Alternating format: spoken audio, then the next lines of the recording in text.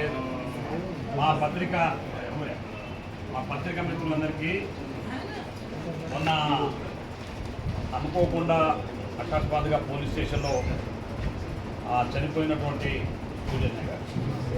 సూర్యనాయక్ గారు మా అందరికీ వాస్తవంగా వాళ్ళ కుటుంబ పరంగా నాకు కూడా సన్నిహితుడు ఆయన.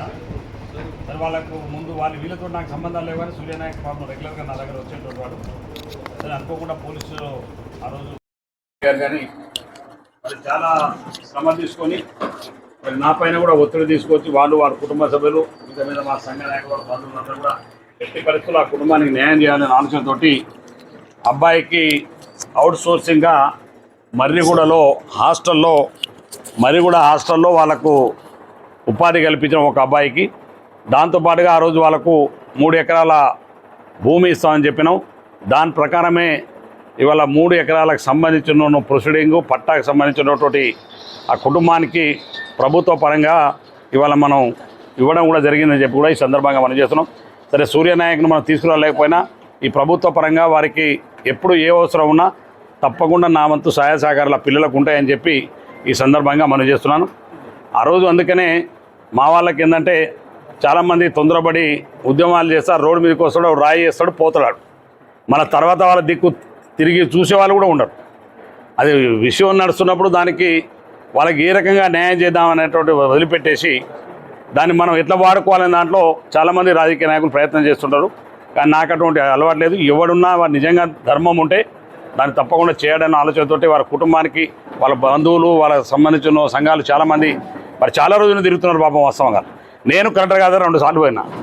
ఆఖరి కలెక్టర్ గారు ఒక నిర్ణయం తీసుకొని సార్ మీ అసైన్మెంట్ కమిటీకి మీరే చైర్మన్, మీరు సంతకం పెట్టేసి ఆర్డీఓ దగ్గర ఫైల్ పెట్టేసి అని ఆర్డీఓ గారికి ఎమ్మడే ఆదేశాలు ఇచ్చినాడు. మరి డిఎస్పీ గారు ఆర్డీఓ గారు బాగా శ్రమ తీసుకొని మీ పోస్టు కొరకు ప్రయత్నం చేస్తున్నారు.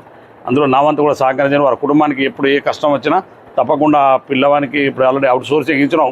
భవిష్యత్తులో అట్లా పని చేసుకుంటే ఓపికతో చేయాలి. అవుట్ సోర్సింగ్ అంటే మన ఏదో 4 రోజులు చూస్తే రెగ్యులర్గా అవి కొంత టైం తీసుకుని చాలామంది అవుట్ సోర్సింగ్ చేసిన హాస్టల్లో ఇప్పుడు రెగ్యులర్ అయిపోయి చాలామంది ఉన్నారు. దాని అవుట్ సోర్సింగ్ తర్వాత కాంట్రాక్ట్ వేసి చిన్నగా ఎట్లా అవసరం ఉంటే ఈ చదువు కూడా వస్తే ఇంకా డ్రైవింగ్ ఏమి వస్తే ఎవరికైనా ఉపయోగపి ఏదో పనిలో ఉపయోగపడుతుంది. నీకు ఏమన్నా చిగు వంట చేయడానికి ఏమైనా ఇబ్బంది అనిపిస్తుంది అది కూడా చేస్తా అని చెప్పిన. సో అది కూడా చేస్తా, నీకు ఏమి ఇబ్బంది రాకుండా చూసే బాధ్యత నాది. సరే బాయ్కి రైట్ అండి. ఓకే రాజు చేస్తే మన బాధ్యత కంప్లీట్ తీరిపోద్ది. ఎందుకంటే చాలా ఉన్న భూమాడ అలా ఇటు పక్క పోవాలను ఏరు పోవాలి మా అవతల వచ్చి ఆఫ్ చేసి మళ్ళీ వాళ్ళకి డిస్టర్బ్ చేయవద్దు. హద్దులు పెట్టి సర్వే రాగానే నేను చెప్తాను, సర్వే రాగానే హద్దు పెట్టి మీ 3 ఎకరాలు మీకు కొలిచి మీకు ఇచ్చేస్తారు. దాంట్లో తర్వాత మీరు జాగ్రత్త పెట్టుకోరు. సరేనా?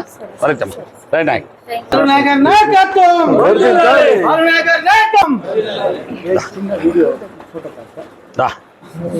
మమ్మల్ని రాని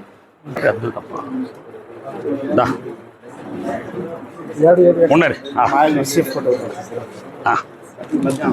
బాయ్ ఎవడి రాజు చల్ అదే చిన్న